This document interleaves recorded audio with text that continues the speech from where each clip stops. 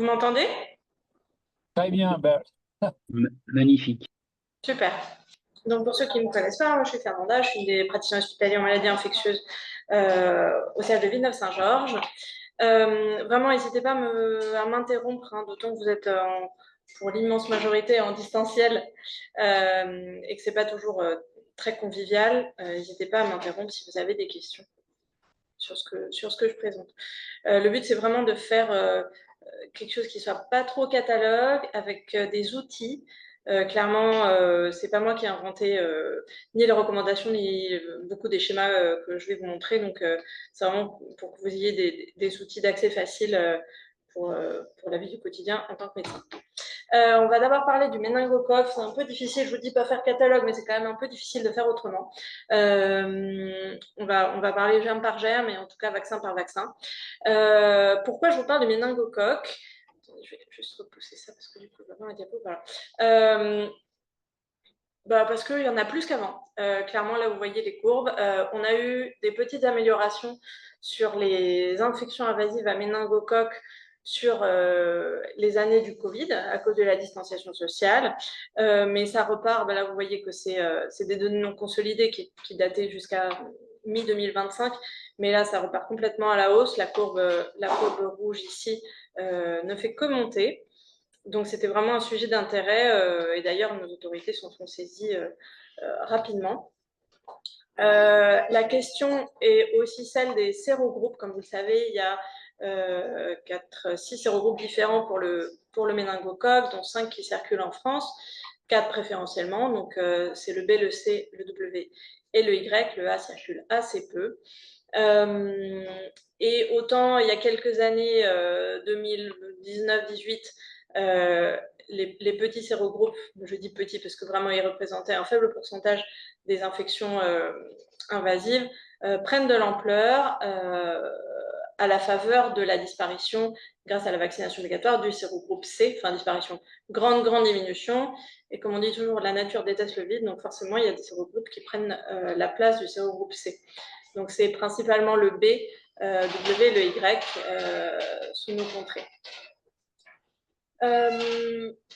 Donc ce schéma illustre bien, enfin tout ça c'est des choses en libre accès sur des documents de Santé publique France, n'hésitez pas à les consulter. Il illustre bien la reprise des infections invasives à méningocoque à partir de la levée des gestes barrières, à partir de la fin de l'épidémie de Covid. Probablement également sur une diminution de l'immunité collective. Et donc le retrait des masques, voilà, ça repart complètement à la hausse. Ce qui est intéressant de voir, c'est la répartition des sérogroupes par classe d'âge. Clairement, les sujets jeunes, j'entends 15-60 ans, c'est pas ceux qui sont le plus sévèrement malades, surtout les 15-24 ans, mais c'est ceux qui représentent un énorme, enfin surtout les 15-24 ans représentent un énorme foyer de portage asymptomatique. Même si, ouais, c'est pas ceux qui paient le plus lourd tribut d'infection. Alors, quel vaccin on peut proposer à nos patients? Ça, c'est vraiment... Ouais, merci. Il y a le vaccin ACYW qui ne s'appelle plus W135, mais tout juste W. C'est un vaccin polyosidique conjugué tétravalent. La durée de protection dépend de l'âge du patient, de l'âge auquel il a été vacciné. On sait globalement, ça c'est vraiment un truc général, quand les patients sont vaccinés autour de l'adolescence, c'est là que l'immunogénicité est la plus importante. Mais ce qui nous intéresse aussi, c'est de protéger et de diminuer le portage des petits-enfants. Donc les recommandations ont changé dans le courant des 12 derniers mois. Vous avez 3 vaccins disponibles avec des âges d'administration autorisés qui sont différents. Le Nimenrix est autorisé à partir de 6 semaines. Vous avez aussi le Mencoadfi, le Menveo. À partir de 2 ans, ils ont tous la même efficacité.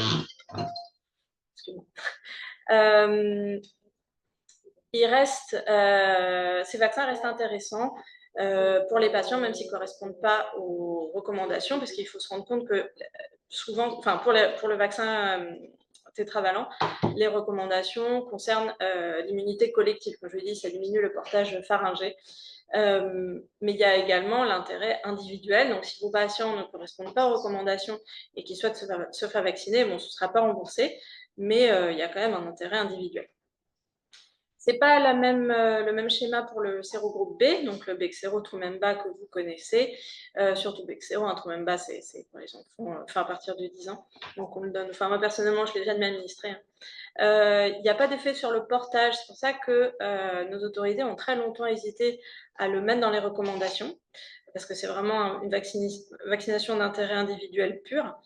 Mais au final, quand vous voyez mon petit schéma là, c'est quand même le sérogroupe le plus représenté dans les infections invasives à méningocoque en France. Donc, c'était quelque chose d'assez difficile à comprendre pour nos autres cliniciens, que le sérogroupe qui constitue la plus lourde charge, le plus lourd fardeau en termes d'infection sévère, ne soit pas celui qui soit obligatoire ou même recommandé. Donc, voilà, ça a changé depuis donc, ces recommandations de vacciner nos patients contre le méningo B. Et puis, petite information qui peut être utile aussi, intéressante à savoir, c'est qu'il semblerait qu'il y a suite à l'existence de protéines communs qui constituent le vaccin contre le méningocoque B, il y aurait une protection contre le gonocoque. Ça, c'est, voilà, comme je vous disais, des petites fiches pratiques. Personnellement, c'est rare que j'arrive à retenir tous les schémas, toutes les situations au cas par cas de tous les patients, mais heureusement, nos autorités ont fait des choses utiles et faciles d'utilisation. Donc ça, je vous le partagerai si ça vous intéresse. En tout cas, c'est dans les sites de Santé publique France. Des petits pense-bêtes selon la situation dans laquelle on se trouve. Très schématiquement, l'obligation, c'est jusqu'à 2 mois, jusqu'à 1 an en rattrapage, pardon, et jusqu'à 2 ans, pardon, avant 1 an en obligation et jusqu'à 2 ans en rattrapage, avec des dosages différents. Il y a une espèce de zone de no man's land entre 5 et 10 ans, où l'AMM est autorisée, on peut vacciner les enfants, mais ce n'est pas remboursé. C'est à ça que correspond ce que je vous disais tout à l'heure sur l'intérêt individuel par rapport à l'intérêt collectif. Parce que si vos patients vous demandent, oui, je pense que c'est une bonne idée de les vacciner, mais il faut bien leur dire qu'ils ne seront pas remboursés. Et une recommandation de rattrapage, finalement, jusqu'à entre 11 et 24 ans, avec une seule dose de vaccin quadrivalent. Voilà, parce que, comme on a dit, c'est la population qui constitue le plus grand réservoir de portage du méningocoque. On va parler un petit peu du pneumocoque également. Donc, c'est un peu d'épidémio, de l'historique, en fait, des courbes d'infection invasive à pneumocoque selon, dans le temps, quoi. Vous voyez ici l'introduction du vaccin heptavalent. Ça a un petit peu fait un petit effet, mais vraiment discret. Ce qui a changé la vie, c'était l'introduction du Prevnar 13 autour de 2009. On voit bien une énorme diminution des infections invasives à pneumocoque, quelle que soit la classe d'âge. Là, en fait, chaque groupe correspond à une classe d'âge. Jusqu'en 2015 environ, tous les âges, la courbe qui correspond à tous les âges ici, on voit quand même une diminution assez importante. Une stabilisation ensuite. Ensuite, le même effet que pour le méningocoque suite à l'épidémie de Covid et l'existence des gestes barrières, une grande diminution des infections invasives. Et puis là, ça repart, un peu pour les mêmes raisons. Donc, on s'intéresse à nouveau au pneumocoque. Quels vaccins existent actuellement? C'est les vaccins de 2e voire 3e génération, donc le 15 valent qui s'appelle Vaxneuvance. Ils couvrent les mêmes sérotypes que le Prevnar 13 plus 2, qui sont le 22 et le 33F. Je vous montrerai plus tard dans une diapo, mais ce n'est pas les sérotypes les sérotypes majoritaires en France. Ça a été, en fait, ces vaccins ont été autorisés et fabriqués suite à l'épidémiologie américaine. C'est des vaccins américains. Donc, pour eux, ils sont très contents. Ça rattrape deux sérotypes très important en termes de lourdeur chez eux. Chez nous, ça ne change pas la face du monde. En tout cas, l'étude, ils ont été intelligents parce qu'ils ont pu démontrer une non-infériorité, mais ils ne sont pas allés chercher une supériorité parce qu'à mon avis, ils n'auraient pas eu assez. Donc, les recommandations nous disent que pour les enfants pour lesquels on donnait du Prévenard 13 jusqu'ici, le Vaxneuvant, c'est équivalent, mais on peut continuer à donner du Prévenard 13 si c'est ce qu'on a. Il n'y a pas d'obligation ni d'injonction majeure à donner le 15 valent. Le 20 valent, donc c'est toujours un polygydique conjugué, à 20 valences, c'est en fait on a l'impression de courir après le train à chaque fois. On prend le 13 plus 2, le 13 plus 7, et un petit peu plus à chaque fois. Pour l'instant, alors en France, il est recommandé uniquement pour les adultes à risque ou tous les adultes de plus de 65 ans. Il a l'AMM chez l'enfant, il y a certains pays européens qui le pratiquent, mais en France, ce n'est pas remboursé. Je vous montrerai pourquoi. Et en tout cas, le schéma 13-23 qu'on faisait soit pour nos patients immunodéprimés ou âgés, ça n'est plus conseillé. Les études ont montré, il y a un document de l'HAS, que c'est équivalent, mais en termes de praticité, de facilité d'application, de tolérance et d'acceptabilité du patient, on ne fait plus qu'une dose de Prévenard 20. Il n'y a pas d'études qui montreraient qu'il y a un intérêt pour l'instant, mais ça ne fait pas assez de temps, hein, clairement, qu'il y a un intérêt à faire une dose de rappel. Pour l'instant, on fait une dose de Prévenard 20 et puis c'est tout pour cette population-là. Je vous parle quand même d'un petit vaccin qui ne devrait pas trop tarder à arriver, qui est le polygydique conjugué 21 valences. Il a l'intérêt de ne pas être du Prévenard 20 plus 1. Il couvre des sérotypes un petit peu différents. Il y a une recommandation HAS pour les adultes, la même population que le Prévenard 20. Les études montrent qu'il a quand même une meilleure immunogénicité, même chez les enfants, pour les pays où ils ont essayé ça chez les enfants. Pour l'instant, on n'a pas de données de remboursement et encore moins d'inscription sur le calendrier vaccinal. Donc là, on voit les sérotypes prévalents, ça c'est des données françaises, hein.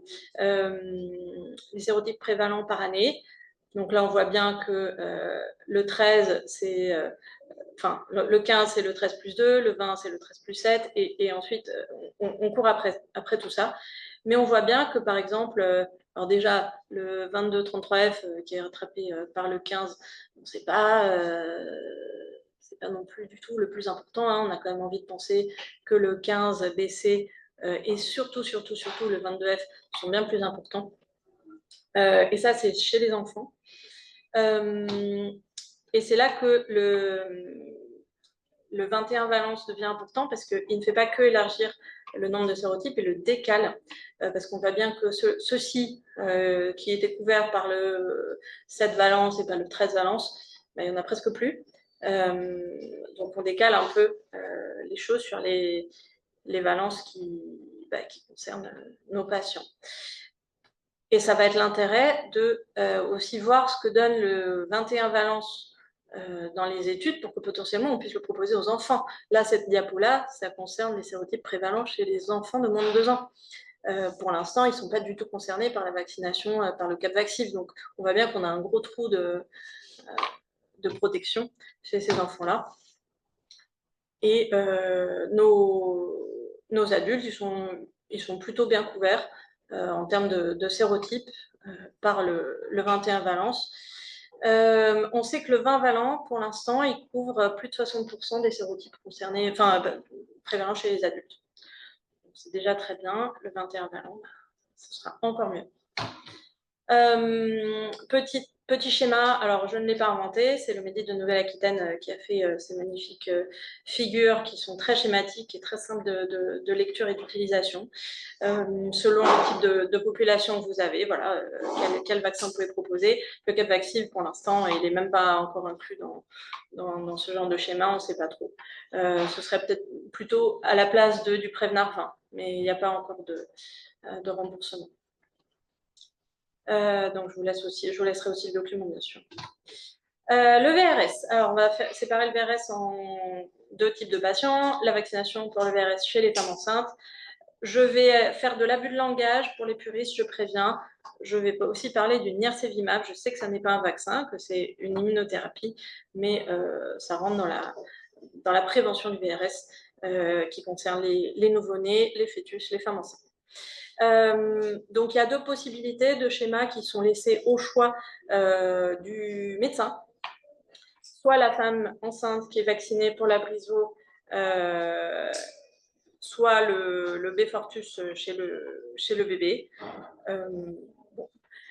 Ce qu'il faut savoir, c'est des données de safety. C'est bien de laisser 14 jours entre la vaccination contre la coqueluche et la vaccination par la briso, donc contre le VRS chez la femme enceinte, parce qu'il semblerait qu'il y a des données qui montrent une perte d'efficacité de la vaccination anti-coquelucheuse si on les rapproche un peu trop, sur un effet de compétition, semble-t-il.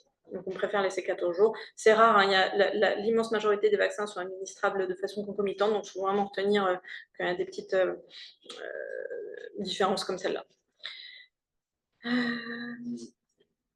Et donc, on a vu que la femme enceinte doit être vaccinée entre 32 et 36 semaines par la briso. C'est quand même très très proche du terme, ça, pour beaucoup de femmes. Donc, si elle accouche moins de 2 semaines après avoir été vaccinée par la briso, on propose le nirsevimab en plus au nouveau-né dès la maternité. Parce que les anticorps chez la femme enceinte n'auront pas eu le temps d'être fabriqués et d'être transmis à son bébé.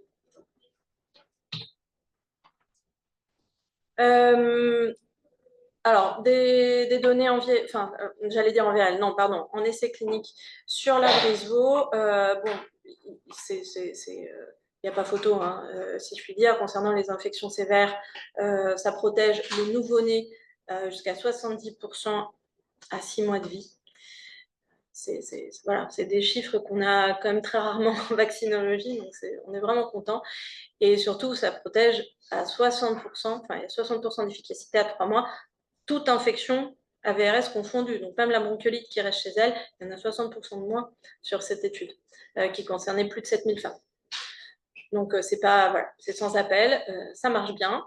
En termes de safety, il y a plein de choses qui ont été analysées, que ce soit safety de la femme enceinte, risque de fausse couche, risque d'hypertension, saignement, tout ça, et risque à la naissance, les tailles, les poids, le développement, l'apgar à la naissance du bébé, et il n'y a aucune différence significative entre la vaccination et le placebo.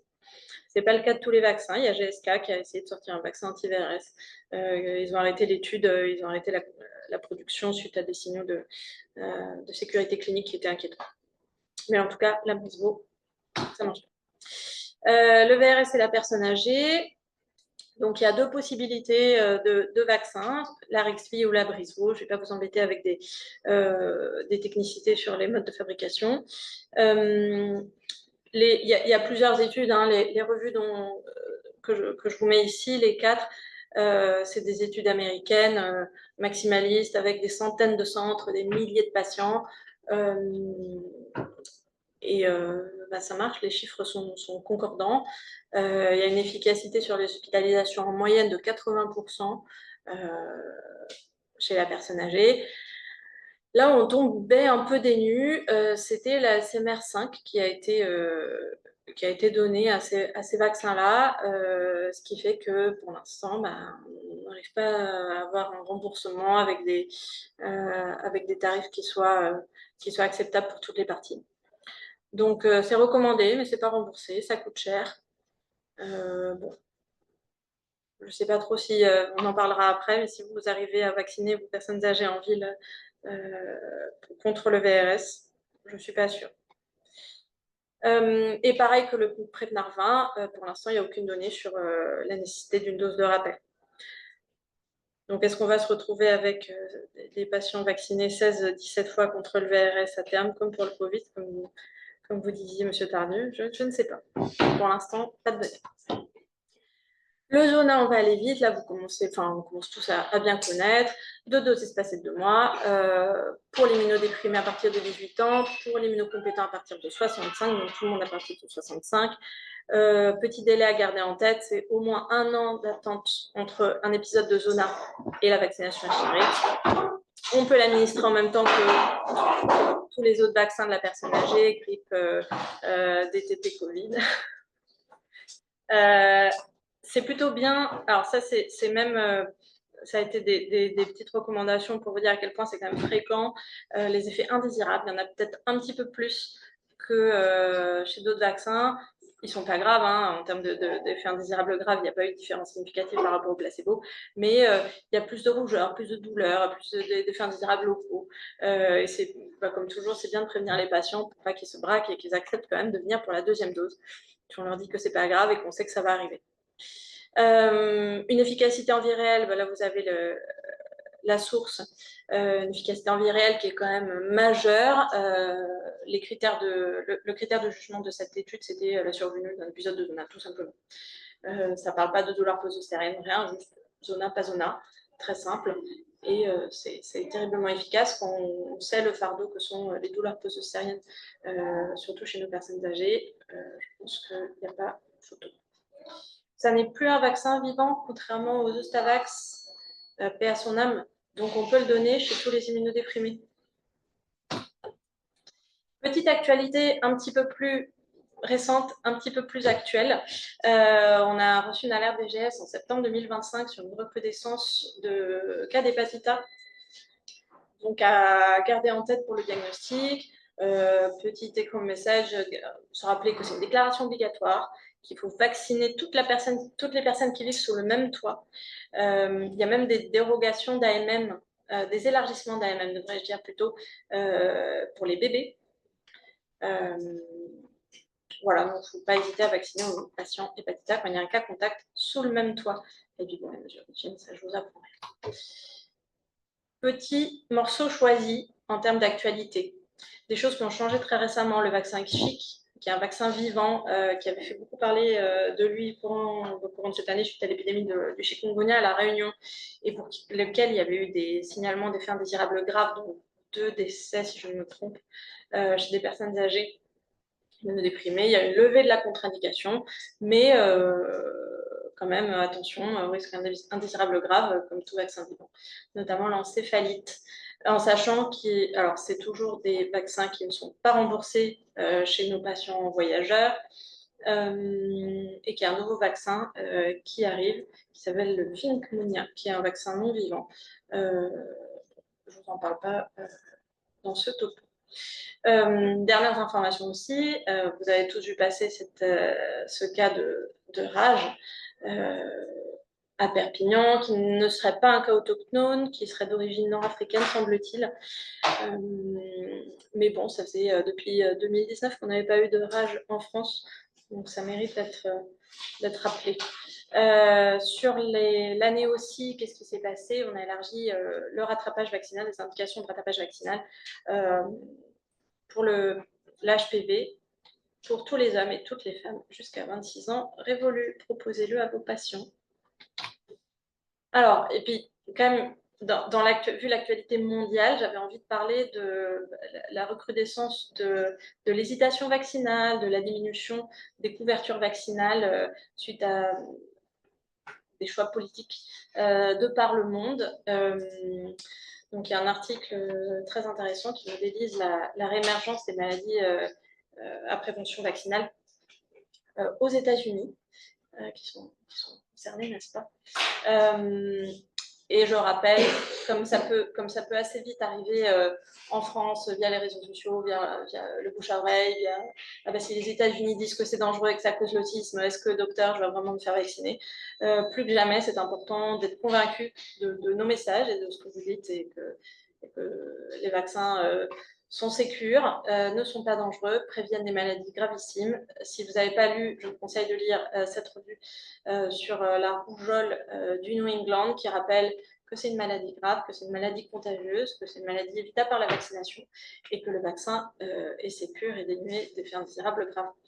De la même façon, il y a une étude danoise qui a fait une étude sur la sécurité, l'innocuité des vaccins HPV dans une cohorte nationale.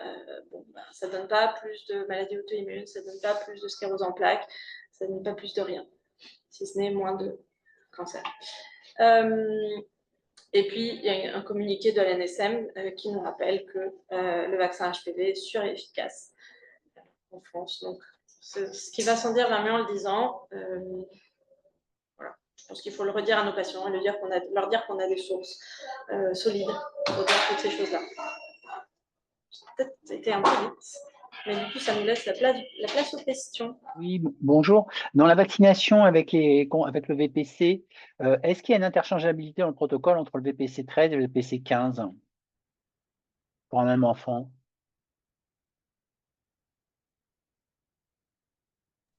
Pardon, j'avais coupé mon audio. Pour l'instant, il n'y a pas de recommandation ni pour l'un ni pour l'autre. L'interchangeabilité n'a pas été testée. D'accord, merci. Et concernant l'HPV chez les femmes jusqu'à 26 ans, c'est rentré dans la recommandation ou c'est juste un avis HAS actuellement? C'est jusqu'à 24 et c'est rentré dans les recommandations à ma connaissance. C'est-à-dire la question est-ce que c'est remboursé ou pas, c'est ça? Oui, C'est remboursé. d'accord. Normalement, il n'y a pas le décret, en fait. Moi, j'ai pas vu. Non, sur le Vidal, c'est pas encore marqué sur le décret. Non, ce qui est passé, il y a le Prévenard pour les plus de 65 ans qui est passé. Le décret de la semaine dernière pour tous les plus de 65 ans. C'est pas passé au journal officiel? Enfin, hein, c'est pour ça que je demandais confirmation. Alors, excusez-moi, je vais juste répéter vos questions pour mes collègues qui sont dans la pièce, puisque j'ai juste le son de l'ordinateur et personne d'autre n'entend. Donc, la question, c'était la reco de vacciner HPV jusqu'à 24 ans. Est-ce que c'est juste une reco ou c'est passé en remboursé, un journal officiel? Il me semblait que c'était remboursé. Ça a l'air de l'être à 65% depuis le 11 septembre 2025. Il semblerait que c'est remboursé à partir du 11 septembre 2025 à 65%. Bon, s'il n'y a plus de questions, Ok. peut-être arrêter. Non, non, non. Ok, Bien. ok. Eh bien, merci beaucoup pour tout ça. Et puis, bah, comme indiqué au départ, on enverra le petit enregistrement avec les petites coupures à tout le monde. Et puis, le diaporama que vous nous transmettrez, docteur Médina.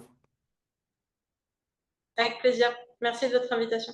Merci à vous, bon courage et bonne journée à tous. Merci beaucoup. Au revoir.